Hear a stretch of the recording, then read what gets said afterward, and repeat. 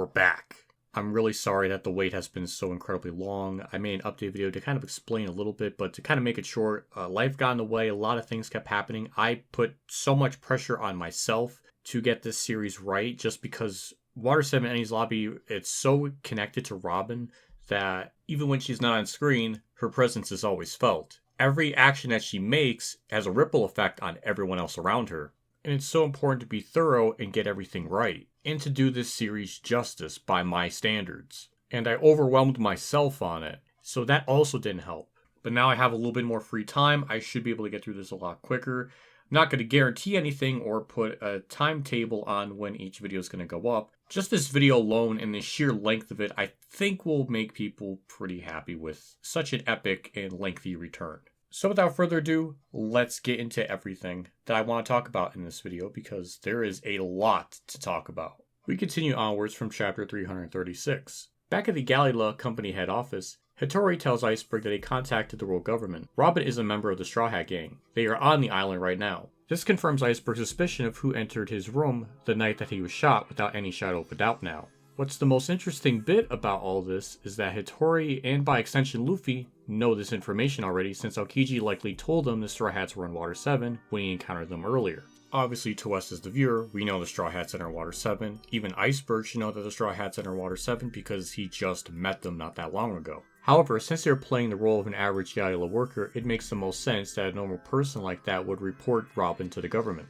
If they were playing the role as a normal person, this would be the most normal and common thing to do in an instant like this after hearing Iceberg got shot. And it's claimed that Robin is the one that did it. The other interesting thing about all this is that there's this theme of sorts going on in this arc. That is the metaphorical masks that are being put on by CP9 and Robin. They are both hiding their true intentions. Caulifla, Lucci, and Kaku pretend to be normal, honest workers, and Bluno being a bar attendant. And they did this to try to get to Iceberg's blueprints for the Pluton. Even Robin as well, for hiding her true intentions of why she's doing the things that she's doing, and even putting on a strong stoic face that we'll see her do later on. Heck, she's wearing a literal mask later in this arc too, and in Water 7, her and Chopper come across a bunch of masks earlier. So there's something to all this, and it has some kind of merit. Kaku tells Iceberg that means that the Straw Hats are the one that did this to you. Once again, it's very interesting that it's Kaku who really wants to point this out, that it's the Straw Hats that did this to him. He's certainly going along with the plan the government had, which was part of Robin's agreement to go along with pitting the Straw Hats as the ones who attempted murder on Iceberg. So Kaku really making a point to tell Iceberg the Straw Hats did this makes a lot of sense here, because he really had to make sure to Iceberg without doubt Robin, therefore the Straw Hats, by extension, were involved in this assassination attempt to fulfill their part of the agreement. It's something I never even thought of until you read this arc a second time over, knowing what's coming up. And it's brilliant to see such a level of context clues being subtly dropped here that it all makes sense in retrospect. Then news media gets word of this and identifies the culprits, telling other people to go search the town and don't let them escape Water 7. Now the general public knows to watch out for the Straw Hat crew, which naturally makes the situation even worse for them. Now they have nowhere to run or hide as the whole town is hunting for them. It's established the town loves its mayor, who is Iceberg, and has a record of being extremely kind and having no recorded beef or issue with anyone else in the past. So it's very understandable why townsfolk will be so up in arms to such a degree hearing the latest news of his attempted murder. Tealstone appears and tells Polly that Luffy and Frankie are fighting at Dock 1. The shipyard is a mess. Polly and his group go and leave Iceberg to confront Luffy and Frankie. This adds even more chaos to the arc with the Straws being accused for the attempted murder, as now we have the Galley-La workers going after them. With Iceberg's inner thoughts, he's trying to make sense of the situation and rules out that it can't be because he turned them down yesterday, and thinks that they want what he's hiding, and believes that the Straw Hats and government are connected, or in a sense working together, or they are after it on their own. The main takeaway from this panel is that he's overthinking a lot of things. No, the government isn't working with the Straw Hats. Well, Robin sort of is, and not for the reason one would assume, given her motives later. No, the Straw Hats aren't going after what Iceberg has, and at this point don't even know what he's hiding, nor have interest in stealing it from him. He is onto something that they want what he's been hiding, so that part he is correct in being worried about. But he's understandably paranoid, thinking of different theories of what's going on, and I don't blame him given how important the Pluton is. It does give you a bit of insight what he likely tells Corgi each time they visit him, where he lies about the Pluton's whereabouts, and that he doesn't have it, more or less pretending to be innocent in regards to all these things, which is something that this mysterious figure in the darkness tells Robin later in this arc. Iceberg, in a sense, is right as he actually doesn't physically have it on him, but he entrusts it to Frankie instead. Luffy and Frankie's battle continues but is interrupted by Polly's group. Frankie doesn't like that they are interrupting their battle and threatens them to stay out of his way. This will play a factor later. Polly shifts his attention to Luffy, saying that they have more important business. Luffy, being utterly confused by this, asks why. He yells out that they didn't do anything. Polly assumes he's just playing dumb and attacks him. Nami is confused as why they're attacking him as Luffy gets up and says to hold it. He's got no reason to fight them. He then gets shot and kicked. He briefly fights Lucci, but is thrown aside. Luffy says what's wrong with them. At least tell them why they're doing this. But they want an explanation from Luffy himself instead. Polly says to him that last night they broke into the headquarters and attacked Mayor Iceberg. Luffy calls him an idiot, and why would they do something like that? He says after the mayor came to, he said that there were 2 assassins. One of them was Robin. Luffy and Nami are both in shock and horror upon hearing this. Kaku throws a knife at Luffy and it says, "Dead or alive, do you know what it means to be a wanted man? You pirates have no recourse, no matter what anyone does to you. In other words, world law doesn't protect you." Luffy says that they are outlaws and he knows that. Then he boldly claims you don't even know Robin. Stop telling lies about her. Nami is astonished hearing him defend Robin like this. Luffy wants to see Iceberg, and it's gotta be a mistake, it couldn't have been Robin. I always love how much Luffy values his crew. Just like in Longland, it's being shown here once again in the story. If you follow along seeing all the previous arcs before, we know just how far he's willing to go for his crewmates, and it's always super endearing to see. And it shows on many occasions how much he cares about them. And it's all brilliantly conveyed with the raw emotion he's giving. His never-ending trust in his crew is on full display, even when being told that she is responsible for trying to kill Iceberg. While all that is very typical for Luffy to stand up for his crew, there's something ironic about him saying that they don't know her. In all actuality, he doesn't really know much about her himself. But he doesn't necessarily need to. Similar to how Luffy didn't need to know Nami's past to help. He saw a friend in need, and waited until she needed help and did so without a problem or hesitation. What Luffy knows about Robin is enough to tell him that she's not all that bad. Given how Robin got him out of the quicksand pit in Alabasta, more or less she did that in her own selfish gain to understand Luffy and the D in his name and why do they fight. But obviously Luffy doesn't know anything about that, so Luffy just interpreted that as her being kind. And she gave him the hook poison antidote when he got hit by Crocodile. That alone, Luffy appreciated what she did for him. Luffy usually has a tendency to understand a person's heart and actions quite well, and naturally, what Robin did for him is something he valued a lot. And it's why he had no issues with her joining the crew. In regards to what little they do know about Robin, even at this point she hasn't revealed much to herself to the group. In regards to what little they do know about Robin, other than the general basic information that she gave to Usopp after the Alabasta arc, what she does say to Usopp is pretty much what the general public knows about her. Luffy doesn't have any critical evidence that she's guilty of these actions, he only has what this group of people are telling him. But he's so adamant that she's innocent due to his trust in his group so unconditionally. He just simply doesn't want to believe it to be true. Nami's reaction is perfectly appropriate given that this is how Luffy is, and she got to witness this firsthand back in Arlong Park. Which could be a little bit of deja vu for Nami. Back to the Galley-La, the townsfolk continue to be in uproar as one puts Nami in a headlock. Polly tells Luffy to give themselves up. News will spread through the town fast. They've got nowhere to run. They will kill the whole lot of them. We get a shot of the newspapers saying that the Straw Hats were behind the attack on the mayor. The Water 7 newspaper company will pay any witness to have information about the pirates. The criminals are here on this island. Find the Straw Hats and hang every last one of them. We see Robin reading the paper and looking pretty malicious. With how Robin is juxtaposed with the people saying that they will pay anyone that has information about the pirates, it does make you wonder if Robin's doing all this just to gain money out of them. Obviously, if you know Robin, she's never been the type to care much about money for her own selfish gains. She's just simply not that type of person. There's only been 3 money instances up to this point in the story that we can reference here. The first instance is when she used the jewels that she had left over from Crocodile to win Nami over to convince her to join the crew. Which, given how Nami is, this was a pretty easy thing to win her over with. She clearly had no intention of keeping those jewels to herself. She absolutely knew what she was doing here. And in Skypiea, when the Shadings give her the broken bell tower support, which I'm sure if it was sold properly, it would have costed millions of dollars. She more or less is content that will make the others happy. And the third one, if you truly want to count it as such, is when Robin is overhearing about Sanji being upset that they lost a flashy gold-plated boat of Vanelle's. She looks sort of sad or empty feeling as she overhears this, as if to suggest she's not happy about them caring about gold, as it likely reminded her what other group she's been with would be mostly interested in. She smiles in approval when she hears Usopp saying that he would rather be happy with the dials than the gold. She didn't like it when their main interest was strictly gold in that particular moment. She was happy that Usopp found more joy in the dials, since they are unique and special to just Skypiea, and it probably made her very happy that someone else agreed with her. She loved hearing that, and it's a really nice moment to show her that this group is once again very different from the one she's been with in the past. And this small moment highlights this. She's never really been in the pirate game for money. That's been pretty consistent with her. And her real love and passion is to learn more about the history of the world found in the poneglyphs. The way it's framed here makes it appear to be that way, where she's doing all this just to get some kind of money out of them. But this is all a red herring if you actually really think about it and know the characters. But once again, the way Oda draws and portrays her in such dark shadows, and even when we see her face, it's shaded in a way that's meant to show off a level of malice that she has. The way Oda shows her off all but confirms that she was involved with the iceberg attempted murder, and shows seemingly no remorse for her actions. And she seems pretty okay with the crew being accused of all this. But this is all part of her plan, which will make sense as we go later on to this arc. Right now, Oda's portraying her as a villain, and he's got his work cut out to justify her actions. At least that's how it was for me when I first saw this in anime form, and it upset me seeing Robin being betrayed like this. I really didn't want to believe that she was responsible.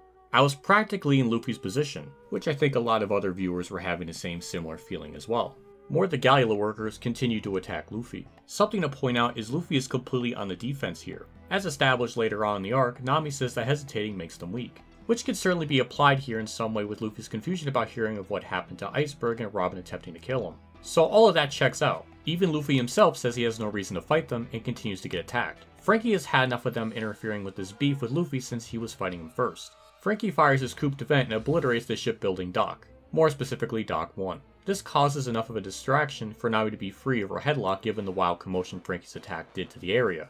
Luffy then escapes with Nami and they get away from the area and intend to go to Iceberg's palace. Though I noticed in Luffy's naming pattern he hasn't given Iceberg the proper name and just calls him Ice Guy. So he hasn't given him the name level of respect like he does with his crew, and it's understandable why he calls him Ice Guy so far. He's probably assuming he's making Robin out to be a bad person and doesn't trust him yet. Paulie explains later that they can't let them get away. Aqua Laguna will be here tonight. Other than the last 2 sea trains leaving today, there'll be no way to get off the island. They won't be going anywhere on boat they arrived in. Paulie tells him to post all Galley-La personnel around the island, and that they'll settle this before sundown. This explains why it wouldn't be possible to just aboard another sea train, since because of the storm that's coming, there's a short supply of them for that day. There's just not an endless amount of trains for them to go and get on, so this explains that. This also sets up the drama and tension of just how important it is to get to Robin before the sea train picks her up. Not only is it just the townsfolk that are after the Straw Hats, but so is the Galley-La as well, which makes the situation even more crazy. One thing to note too, given what we know later, Robin is lucky that the Straw Hats were able to escape out of their situation, and it really wasn't because of their own doing, but more so Franky's coup de vent giving them a chance to escape. Obviously Robin wasn't aware of any of this since she left before this all happened. She was not aware of the beef Luffy had with Franky, and especially after what they did to Usopp since then, which eventually led to them destroying Franky's home, and then he proceeded to go after Luffy for it. If this Franky stuff never occurred, then it's possible none of this skirmish would have happened. And one day they would have just had people coming to the ship attacking them, because those people believed that they tried to kill Iceberg. We even see later the townsfolk go to the Straw Hat ship where Usopp was at, so that would have happened for sure. Robin probably assumed that they can get out of the situation if they absolutely had to on their own. This is the same crew that escaped Alabasta, beat Crocodile and the Baroque Works members, and beat Enel. Those are some pretty credible threats, so I don't think Robin was really concerned with all of that happening to them. So the random townspeople, even if the Galley-La were involved in this hypothetical, it shouldn't be an issue for them given what they are capable of beating. This is probably the scenario Robin thought was going to go down like, but it didn't. I think Robin really underestimated how much their crew really cares about her, because once they are told that she tried to kill Iceberg, they aren't fighting with all their hearts because they are hesitating. Especially given later, Luffy can use Gears 2nd and 3rd, and he can realistically wipe out most of the Galley-La on his own, with the exception of Kaku and Lucci, who would able to push him back some more. But Kaku and Lucci will allow them to escape, given what they agreed to later on. Luffy is able to get out of each situation without much concern, even telling Nami he won't go down that easily, which tells you how much he was holding back during those fights. All in all, Robin is just very lucky it worked out in the way that it did, and it's a big thanks to Franky giving them the chance to escape. Not because he wanted them to escape necessarily, as it was more his intent to wipe them all out. Given what was supposed to happen to them, this is very tame in comparison, and we'll get to that much later on in this arc. Back with Luffy and Nami, they find Iceberg's mansion. Nami questions if he's really going down there. Luffy insists of course. Why would Ice Guy say Robin was the criminal? He wants to ask him himself. Nami warns him about the entire island is after them, and to be extra careful, but Luffy doesn't really hear Nami out on any of these petty details and just makes a bombastic entrance into the building. I really appreciate how eager Luffy is to know more about the truth of what's going on. There's so much danger going into this building knowing full well people are going after him, but he still wants to do it regardless.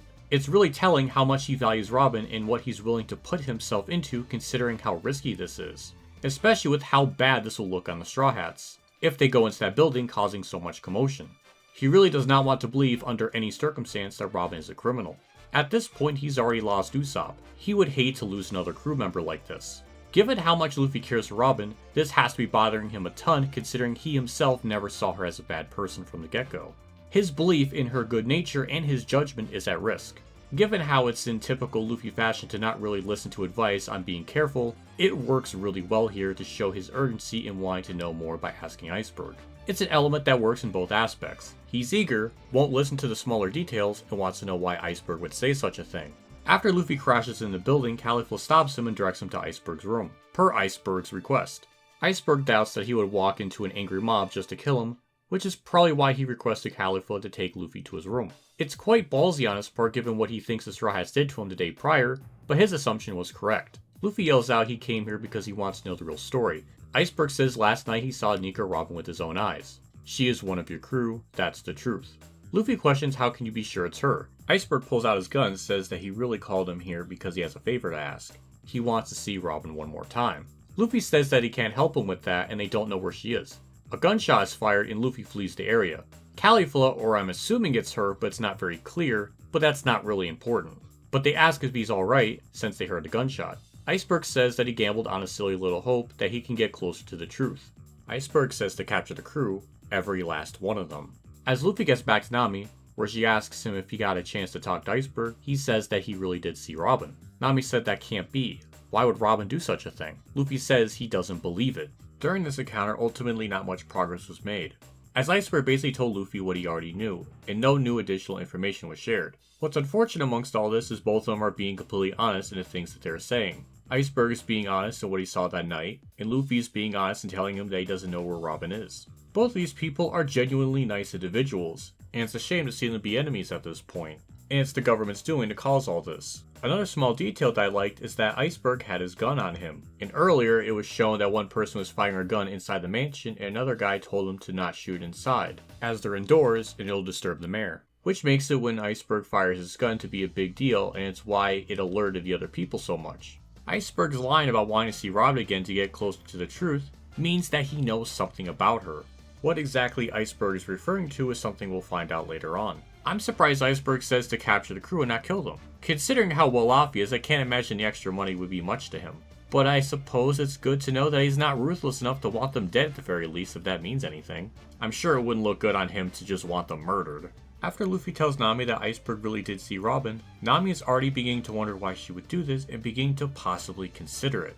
But before she can get her full thoughts out, Luffy cuts her off mid-sentence and he doesn't believe it, even when being told directly by the person that got shot. So, just for a reminder, Luffy's been told by Polly and now Iceberg about this and still won't believe it himself. He will refuse to think that this is true, and I really admire his trust in his crew so much, and believes that they are innocent to the fullest degree. That level of trust is what makes Luffy such a wonderful character, because we as an audience have followed him on this journey and we see what he's willing to do to protect his crew, and help them in so many instances. I don't feel like I need to go through a compilation of all of them, but it's happened so many times. Seeing the two's reaction to this and getting an idea of how they are taking all this information in is very important.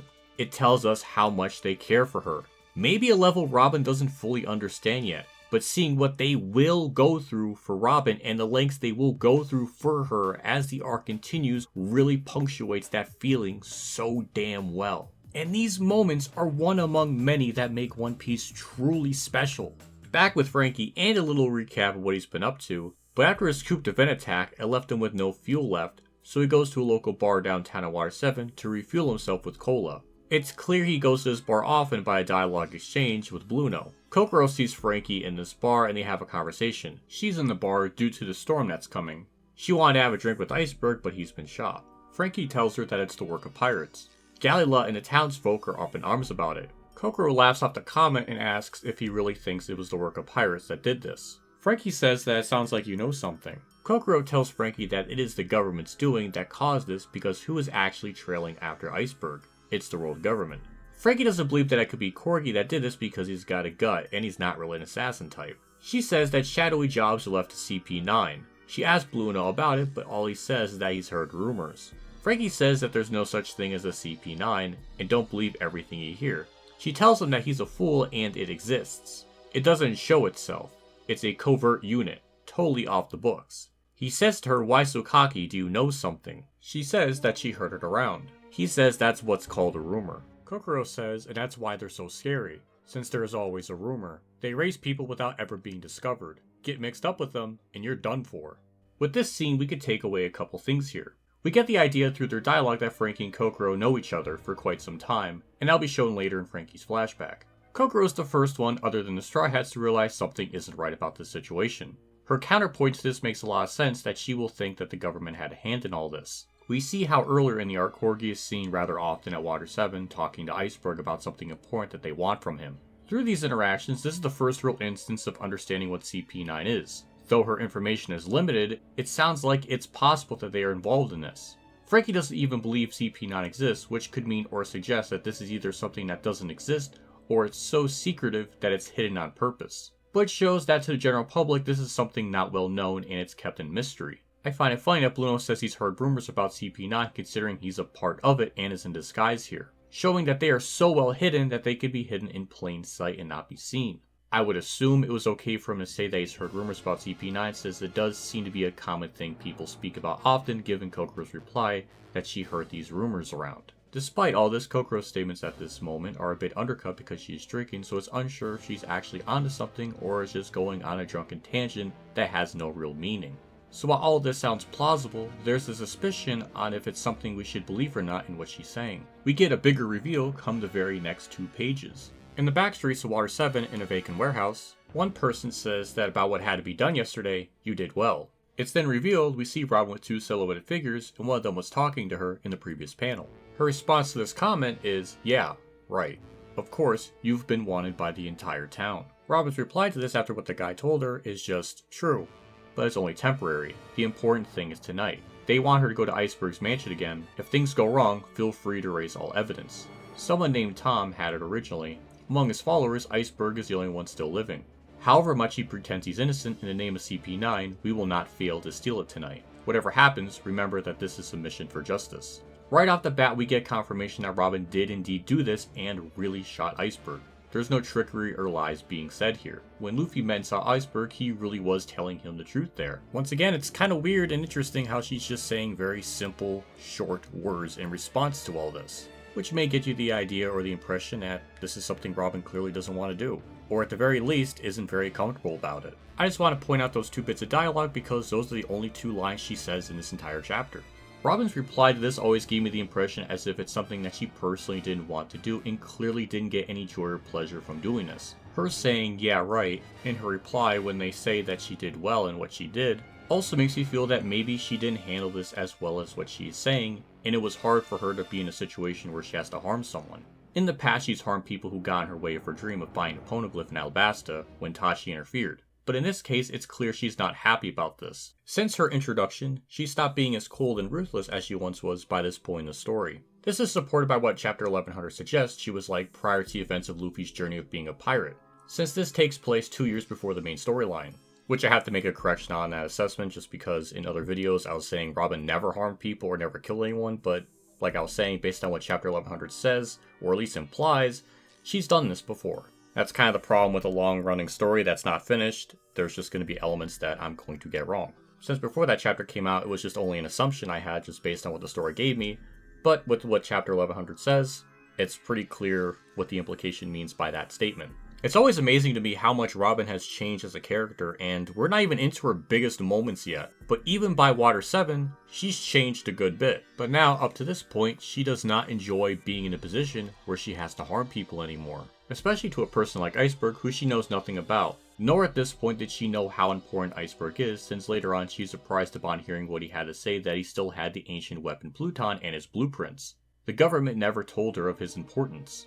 This all seems to appear to be part of a plan in the way that it's worded, and that she's wanted by the entire town. The way she reacts to it is like she already knew this was going to happen. Well, obviously she does. In the previous chapter, we see her reading the papers about the Iceberg incident. But back then, and even now, she's not in the least bit shocked, worried, or concerned about it. To her, this is a better outcome than what was supposed to happen originally. We are told from this mystery man that if things go wrong, feel free to erase all evidence. Which, given what we know later, this isn't the first time that the world government, CP9, etc. have done something like this where they eradicate everything around them. This man shrouded in the darkness would eventually be revealed to be Lucci. It's something you won't know until you do a second watch, at least for me, but with his suit and tie, it's unmistakably him. And his overall physical physique is like Lucci's. We get the confirmation about CP9 here, and this officially confirms that Robin is working with this group. Kokoro's tangent just a few pages ago about her theory and thinking that this group is real is correct. Even further back in the early chapter of the Water 7 arc, we see Robin come across a masked figure saying CP9. So we can sort of begin to connect the dots here. If Kokoro's tangents earlier didn't convince you, then these pages here make that abundantly clear. This also shows what Robin and this group is going to do next, which heightens the tension even more that Robin's going to be part of another situation of harming people, which is something she really doesn't want to do. And Lucci's wording on what this assignment entails gives the impression of how violent it will be and shows how corrupt this group is in believing what they are doing is all okay because it's in the name of justice. Though I will give Oda a lot of credit here. He does make Robin look and appear to be about as evil as possible, with giving her dramatic shading here, just like before when she read the papers. It gives me the vibes of her original introduction when she looks evil. Luffy has had similar dramatic shading when he said to Nami he doesn't believe Iceberg in what he saw, but there's clear intent in how he drew Robin with the shading to be a bit darker. If that wasn't enough, he put a big doom noise to punctuate this to be dramatic. But once again, Robin looks like as if she had heard this before and isn't shocked about what's going on. It's as if she's aware of this plan and following through with it. This doesn't really look like a person who is thrilled to be doing this. At least in retrospect, she's thinking the big picture. She knows this isn't the right thing to do, but it's a means to an end in fulfilling her wish. Even though in these 2 pages we learn a lot, especially if we start to put the pieces together, we still don't know why she's doing all this. That reveal is held later, but it makes you wonder how and why she's going along with this. Especially since we learned all the way back in Alabasta she hates the government. So why would someone who dislikes the government so much now all of a sudden want to work with them, when we know she's been intentionally avoiding them all her life? I love while we kind of start to see the pieces being put together, we are still left wondering what is going on. A trait that Oda does a lot in revealing one element, but not revealing his full hand until the time is right. Normally this is where the video would end, but I made a promise in the last video that I would be covering chapter 340. I know most of this part was just really setting up events to come later in the story, but I will assure you next part will be even more meatier with the Robin content to look into, so I look forward to eventually getting to that. So as a reward for waiting this long for the series to come back and just to watch this video, I'm going to throw it into this video as well, so enjoy a longer than normal part. Chapter 340 is the one I wanted to get to ever since I began this series, and I have a lot to say about it because I love it so much. I even have her as my lock screen on my phone as well as my phone's wallpaper. Right off the bat, we see from the beginning pages of how risky everything is for Nami and Luffy, since he's flying from rooftop to rooftop instead of using an elevator, since Nami said it was too risky to use. Just the fact they have to jump from building to building shows how dire everything is, and every action they must have to worry about being caught. Nami wants to go back to the inn, but that'll be much easier said than done, as we'll see later on. This also indirectly gives the crew a taste of how Robin's life was like for many years, where anything she did, she had to consider each step, each course of action to take to avoid people, so she won't get caught by the government. So it really reminded me of that here. The next 2 pages set up the storm that's coming, and how the townspeople prepare for this. It really establishes how the tension is slowly rising, just like the tides are soon to come. The biggest thing to notice is at the train station, they all want passengers to show their tickets and faces, since they are looking for the Straw Hat Pirates. This makes it a point that any Straw Hat just can't walk up there in the open and go on the train. They will have to make their entrance in a more secretive way to get to Robin. Zoro is in his own troubles as we see him on the run, since he's no longer at the inn where he was last at. He's able to get the paper and read it and realizes why they're chasing him, and now he can't go back to the inn. Speaking of the inn, there's townsfolk there with a giant saw and cannon ready to attack the crew, but they aren't there. Seeing how they left a lot of their belongings in the room kind of goes to show how important it was to figure out what was going on with Robin to such a point that they just left and dropped everything behind them. Which again, all these little details are so important to convey to you how much they care about her. They will literally drop everything that they have to figure out why Robin is doing the things she's doing. And that stuff, those details, it all builds up and it's so important to establish and bring up. Then we see there's people at the ship, but no one is there. Usopp is hiding in the distance. Sanji is looking at the C train schedule and finds out there's an afternoon train and then one more that leaves tonight at 11. Chopper thinks Robin might have aboarded the C train. He tells Chopper that if she did, they are really in trouble. It's hard enough searching Water 7 without adding more islands to the mix. Chopper wonders where she went and thinks he made her mad at the bookstore, to which Sanji says, "You know that's not it." Once again, it's important to establish how there's only 2 possible times Robin could be aboard of this train, and the consequences of not being able to catch her here and now will result in the very strong possibility of them never being able to catch her. So a lot is at risk now. I like how it's all laid out how there's only 2 more times the C train will sail out. Keep in mind that Sanji is already considering going to the train station here, which plays a role later. I still feel really bad for Chopper still thinking that it was his fault that Robin left, as if somehow him being excited over reading books would be anything that would ever upset Robin, considering she loves to read as well. Sanji goes up to a person and asks if he's seen a gorgeous girl like her. The guy said if he does, he'll report her to the paper or Galley-La. She's an assassin. I find it more funny than anything that Sanji literally pointed to an 8-year-old Robin and called her gorgeous, and the guy sounded sorta confused that he would call her that. Not trying to insinuate anything, cause I don't think Sanji is into girls that young, and we'll see how he doesn't do that with Bonnie either later on. But it's more so funny that he likely forgot what her bounty poster looked like, and probably thought she was an adult there. I just found it funny. I don't think there's anything malicious here being presented. With this interaction here, this also explains why Sanji can just freely roam around the city with no worries, since at this point him and Chopper don't have bounties, while Luffy, Zoro, and Robin do. Though I'm amazed he never got a bounty after Alabasta though. The other thing is the town person called her an assassin, which is a thing the public knows about her for many years, so that is consistent. At least that is what is being presented in the papers pretty consistently. It's probably why CP9 wanted Robin to be the main person to try and kill Iceberg, since the public knows her for being an assassin, so it lines up very perfectly for them. Just like her introduction where she blows up Ingram's ship, and then later we get told that as a child she blew up many ships. So it all seemingly checks out and makes sense on the surface. Her reputation is known for being an assassin, and now she's doing an assassin type like thing to Iceberg. So once again, based on the public information about her, she's doing things that she's known for doing.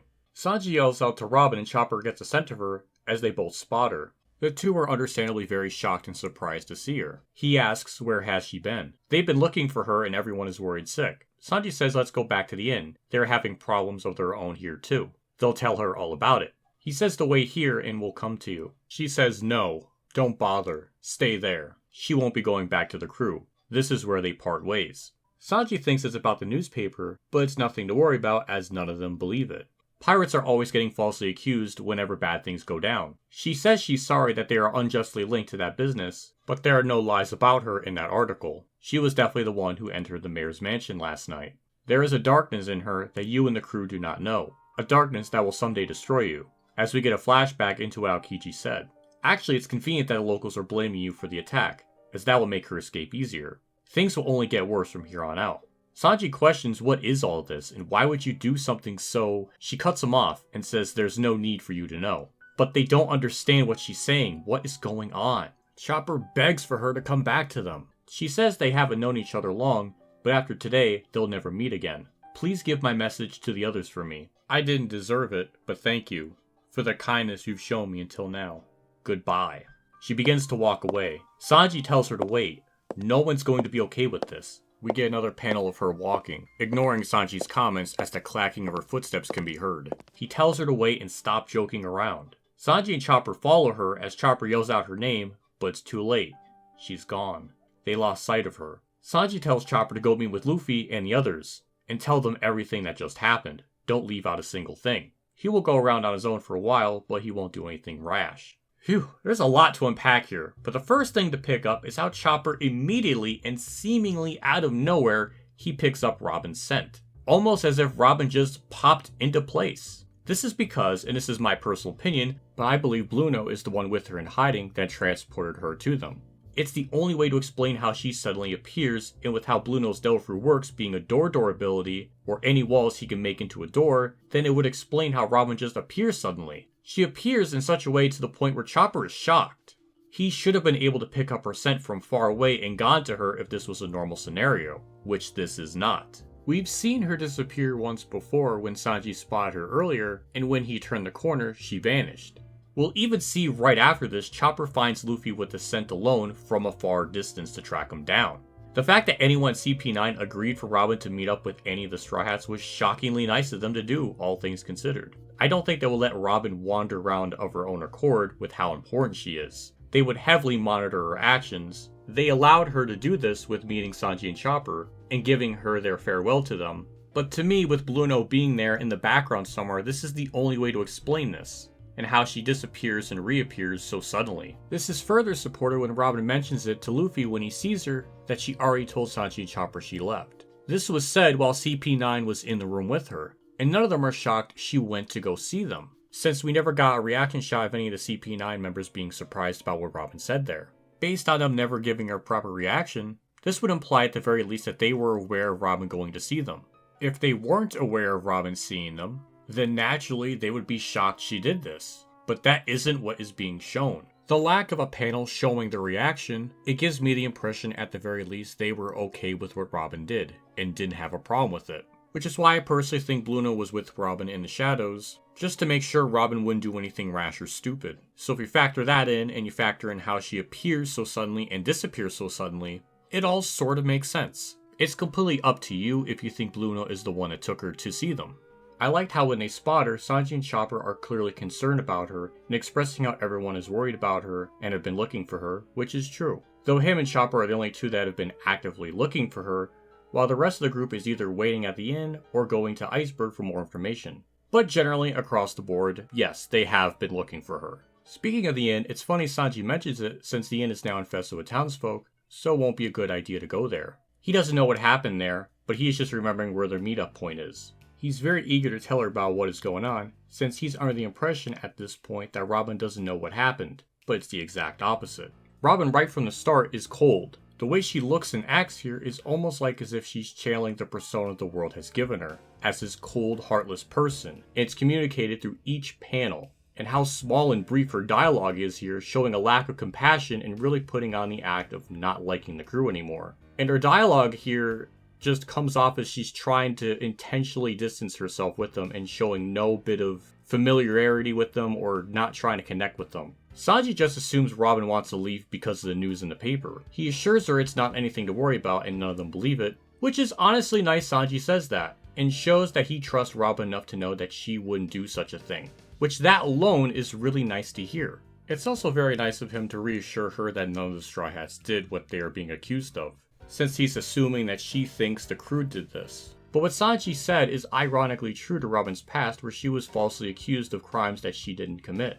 So she of all people will know firsthand what that feels like for her and how it ruined her life. She knows this more than anyone. This doesn't seem to shake Robin at all as she maintains her stoic look. Her apologizing for them being linked to the iceberg incident is in hindsight Robin being genuine here. It's something she truly didn't want to do, but it was the better outcome compared to what was supposed to happen to them, so this is a lesser of two evils. But her confirming she did enter the mayor's mansion is not only a shock to Sanji, but to the viewer as well, because we first heard in the papers, then from Polly, and then Iceberg, and now from Robin herself. So it's even more concrete that Robin did do this. The way she phrases it is very interesting. She only mentions she's the one who entered the mansion. She doesn't go into detail that she shot him and did all this. It's almost like she doesn't want to personally admit that she did this. But I found it very interesting she phrases it in a certain manner. It's like she doesn't have the heart to say bluntly what she did. But she's acting like she did this of her own accord for no reason at all, which that is certainly not the case here. This darkness Robin refers to is the government that surrounds her. That is what will destroy them. Robin knows if she stays with them, it will only make them a target and make their lives terrible like hers was. She doesn't want anyone to be put through that. It's a fate worse than any pirate crew can handle in her eyes, especially considering what was going to happen to them.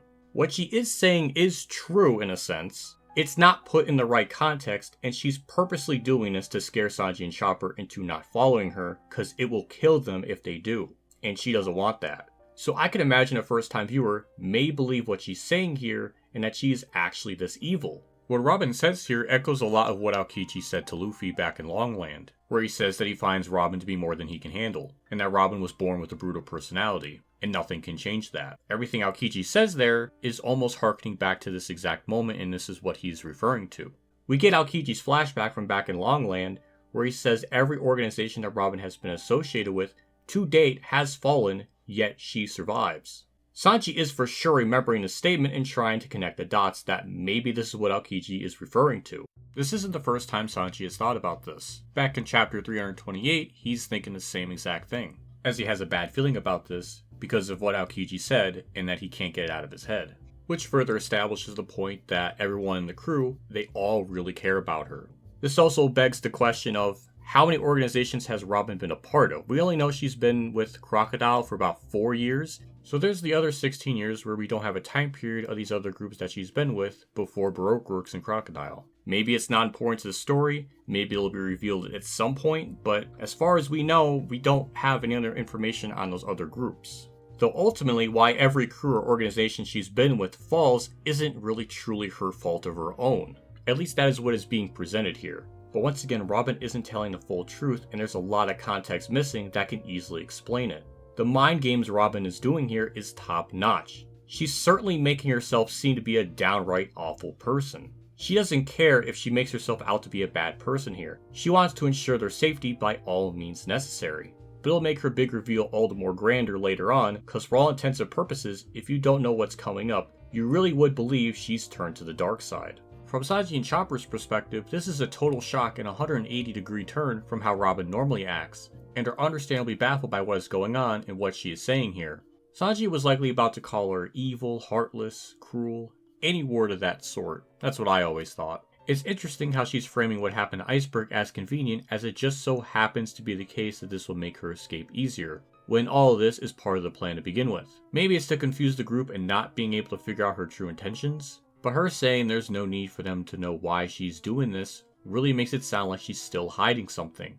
That's because it's true, she is hiding her true intentions. However, Robin saying that things will only get worse from here turned out to be a bad thing for her to say, as the Straw Hats will later figure out what she is referring to there. She said too much in that moment. Her actions are just way too sinister given the time we spent with her to do something like this. It's very out of character for Robin to do something like this up to this point in the story. To Sanji and Chopper and the rest of the crew, they have absolutely no idea why she did this. There is seemingly no motive, no justification. They are just completely baffled by what happened. She's painting this picture to them that she did this in cold blood, and that this is what she's always like. But we as a viewer, as well as the Straw Hats, have experienced Robin be not really that type of person. At least not anymore. But clearly she isn't a randomly ruthless killer that harms people for absolutely no reason. This line really works because we've spent well over 120 plus chapters with her in the group. And in that time, we've been able to gauge an idea on what Robin is like. Seeing how she slowly began to open up more and smiling more and being more involved with the crew in Jaya, and that progression expanding in Skypiea as well as Longland, her appreciation for the crew was genuine, and she never did anything like this during those arcs. The closest we ever got was the off-panel incident in Jaya, where people in the bar were giving her trouble about wanting to know more information about cricket. But it was more of her being in self-defense than just outright being evil for no reason. But she can't be honest to tell them about what really is going on, as it'll jeopardize her wish she wants fulfilled. And it may motivate the crew to help her out, when at this point she doesn't want it. It's just a very awful situation to see Sanji and Chopper be put through this, as they are completely confused by what she is saying, and it hurts as a viewer to see them yell out to her, wanting answers but aren't getting it. We know they love Robin a lot, and hate to see her say all this, and their pleas make it all the more emotional. Seeing Chopper want her desperately to come back to them is just so damn sad. This only works so well because we spent so much time with Robin, so when this happens, it's painful to watch. I've always liked One Piece's slow burn type of storytelling, getting us used to the world and bit by bit reveal more lore. It's a similar case here because we spent a lot of time with these characters in Robin as well. Robin is right that they haven't known each other for very long. One of the criticisms of One Piece is the passage of time. For example, Luffy sailed to sea February 7th, and by the end of that time skip, it's May 6th. Almost exactly 3 months of time had passed. So when Robin joined the crew, it was apparently on March 8th. And this encounter that she has with Chopper and Sanji occurs around March 19th.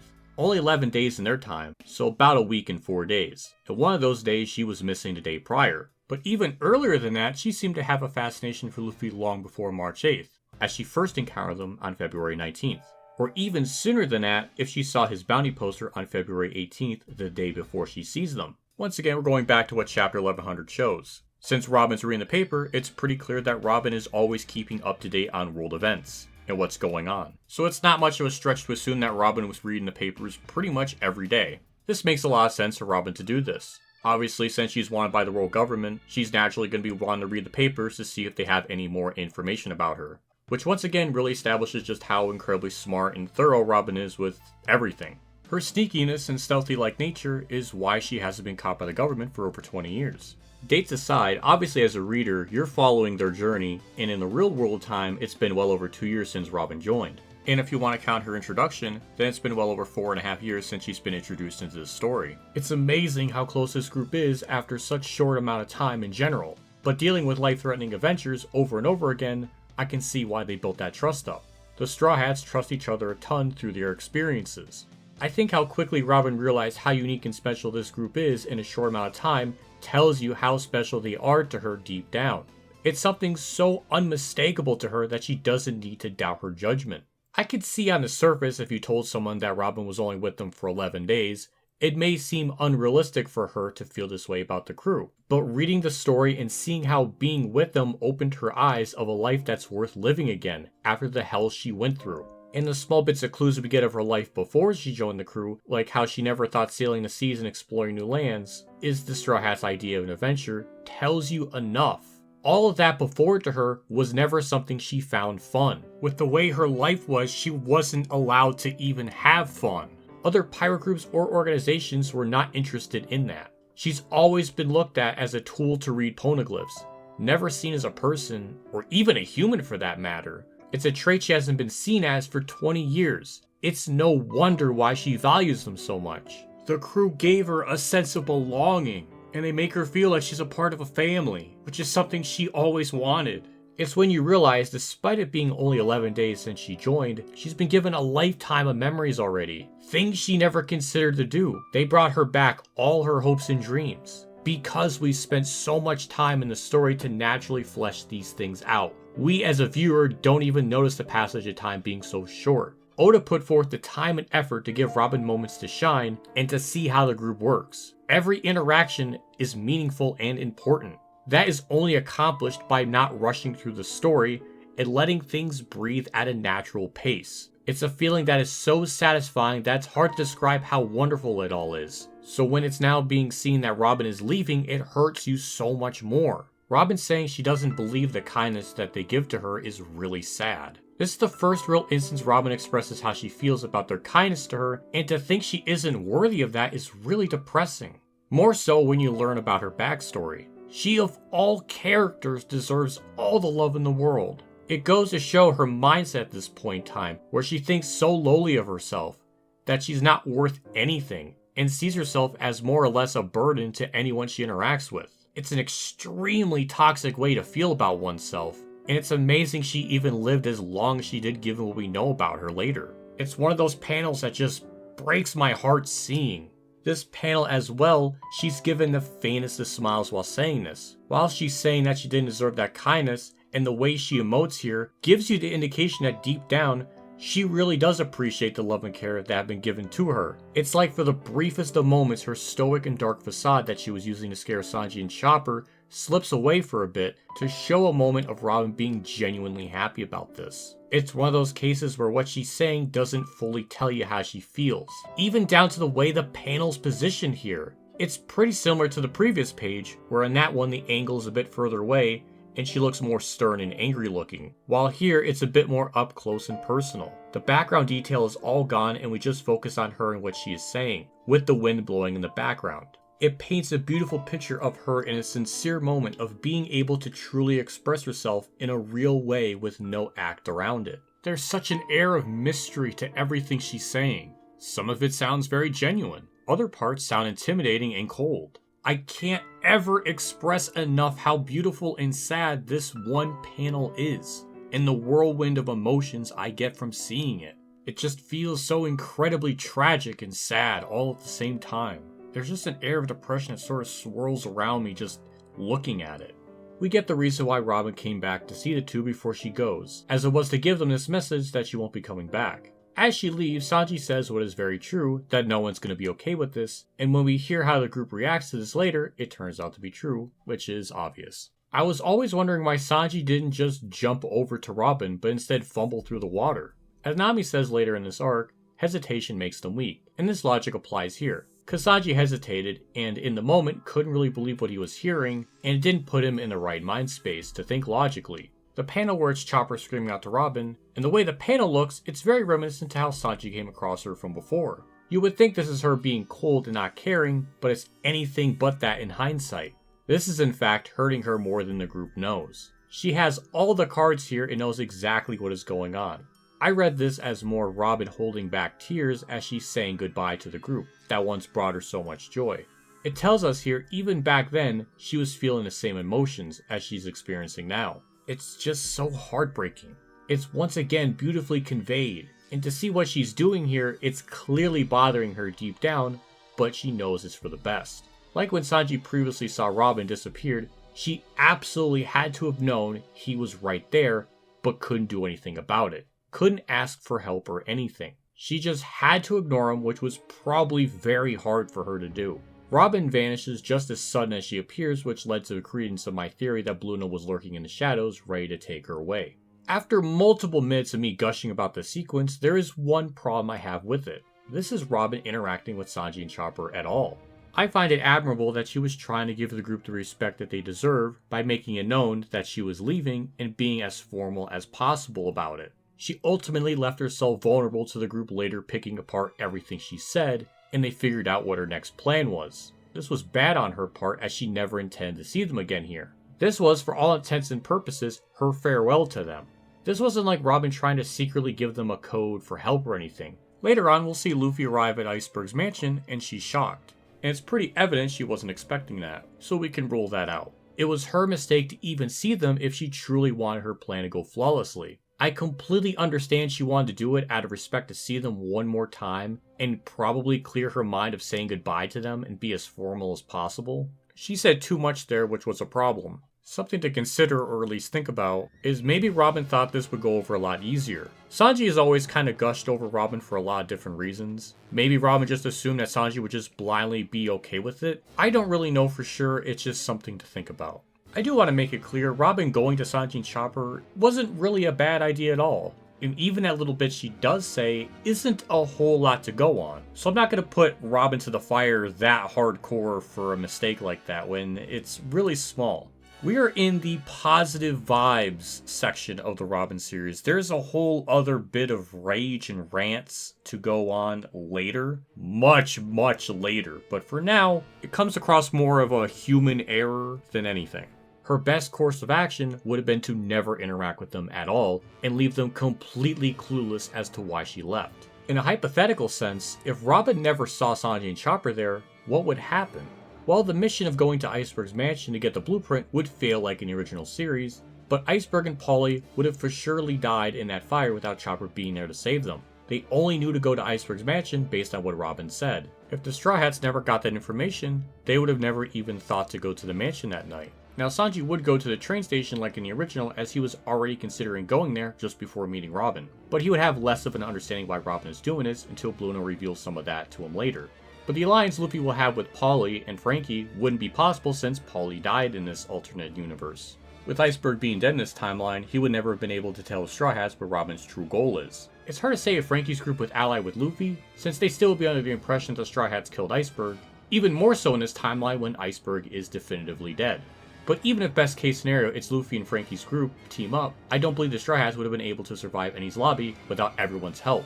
It would make things that much worse for them. From all the sheer amount of enemies that are on that island, it would have been just far too many opponents for them to overcome. All in all, Robin seeing them there really gave them the chance to save her, despite that not being her intent. Robin is typically very careful in how tactical she is, so the fact she accidentally gave a clue to what she was doing next is really rare for her. I'll chalk it up to the whirlwind of emotions she's dealing with, because while she put up a strong act, in hindsight we know that this was very tough for her to do.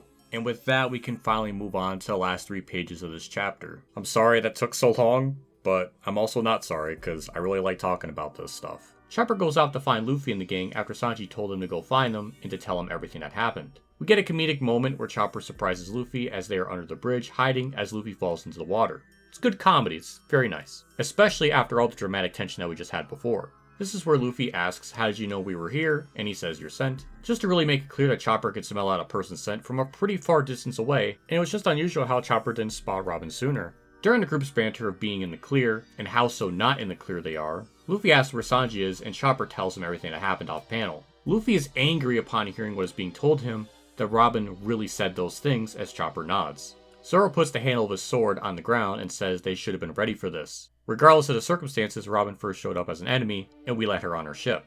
If she's suddenly frightened by that, and has run off, he's not going to feel right about it. Isn't it about time we settled this? Is she an enemy or friend? Zoro approaching this in the most fair and realistic way is one of the many elements of why I like Zoro so much. I don't blame him for thinking this way. It's a shame this has happened, since he was the last one of the Straw Hats to really gain appreciation and trust for Robin. His definitive turn to liking her was when he caught her after she got electrocuted by Nell. Zoro never had the connection to Robin like Luffy did, and wasn't won over by Robin's tricks to join the crew originally. But I enjoyed how it took time for Zoro to trust her. It wasn't like Zoro trusted her immediately. It took pretty much the entirety of Skypiea for him to warm up to her. It's one among many aspects that made Skypiea a great read, and this is one of those smaller details that is hidden within it. But as soon as he just started to trust her, she does this now. The thing I was always confused with this, and maybe it's my poor reading skills, I don't know, but I wondered what Zoro meant by she is suddenly frightened by the crew and ran off. Did he mean that she's scared of being wanted in the papers? Sanji at first thought the same thing too. Is that what he means? That clearly isn't the case when she admitted what she did to Iceberg and displayed seemingly no worry in doing it. Does he think Robin is scared to be a part of the crew and left because of it? In a way, Robin is afraid of what would have happened if she stayed with them. So Zoro might be onto something there? Or is it the crew scares her and left because of it? Which wouldn't make any sense given what we know of Robin and the Straw Hats in general. There's just a lot of assumptions to guess here, and maybe I'm overthinking this, I don't really know. This is just before Zoro really digests this message Chopper gives them, and maybe it was the first thing he thought of in that moment. But ultimately he wants to figure out which side she's on, because he is unsure at this point. I think Zoro not feeling right about all this is that even he's thinking of how strange the situation is and he can't let this go. Zoro, like the rest of them, want to find out the truth. The last panels of this chapter is nicely done in how it shows Nami looking nervous, sweating and mouth open, and seems even she's unsure what to make of Robin at this point. While Luffy on the other hand is stern, serious, and determined to know what is going on. He's the exact opposite of Nami's expression, which is a great way to convey here, and all feels in character. The level of character acting here and how it's all drawn is just so beautiful. Both Nami and Luffy have their brows furrowed, but the two convey very different feelings through the small nuances he gave them. It's just so nicely telegraphed. The last detail to mention is how the text is overlaid on both of them. For Nami, the dialogue is enemy, and friend for Luffy. It could all be a stylistic choice from Oda, but I think the intent of having these words over them, it could be what the two think what Robin is like at this point in the story to them. Nami may think she's an enemy, and her expression tells you that she's anxious about this, and it's making her worry, and it's possible she might begin to consider this. And obviously she hates to think that being a possibility. While having friend over Luffy feels fitting because he considers her a friend and doesn't really believe she's an enemy at this point. The intentions with those texts over their heads, and having enemy over Nami's head and then friend for Luffy, seems pretty deliberate and obvious, and fitting for the two characters to think at this point in time. I just thought it was something fun to point out.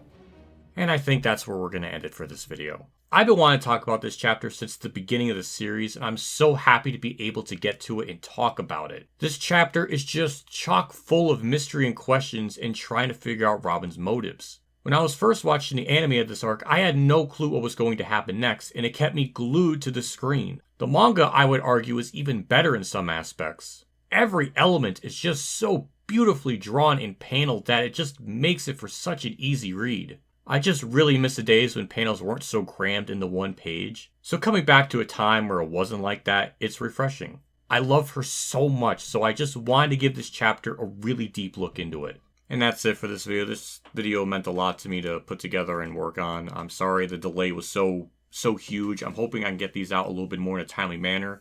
And the subsequent parts going forward will be a little bit shorter, so therefore I can finish them quicker, because this was monstrous. I probably should have put this into 2 videos, but you guys have waited long enough. I want to just kind of make it a long feature and everything. So Thank you for watching. Thank you for being patient. When I finish up the Water 7, like in the entirety of it, I'll probably combine all these parts into one giant video, which that might be like 2 hours. Oh God. That'll do it for me. I will see you all in the next episode. I'm not going to put a timetable on it. I'm not going to try to anticipate how many chapters I'll get through.